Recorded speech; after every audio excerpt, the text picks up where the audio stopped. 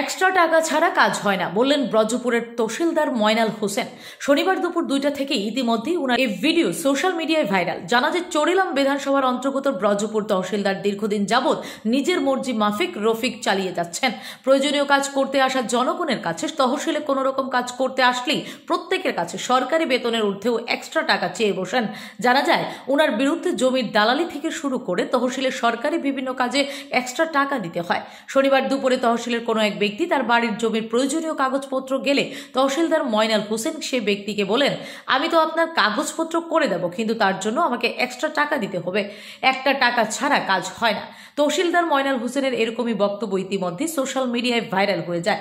এলাকার জনগণের বক্তব্য, সরকারের কাছ থেকে প্রত্যেক মাসে মোটা অঙ্কের টাকা মাইনে পাওয়ার পরও মানুষের কাছ থেকে কিভাবে অর্থ হাতিয়ে নেওয়া যায় সেই ধান্দায় সব সময় বসে থাকেন তহসিলদার ময়নাল হোসেন।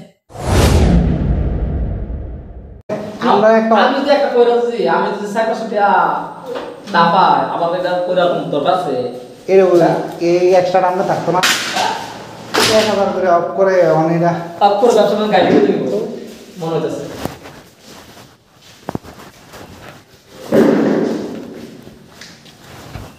আমরা আবার তহসিল হবে bureau report, S Bharat live 24 hours.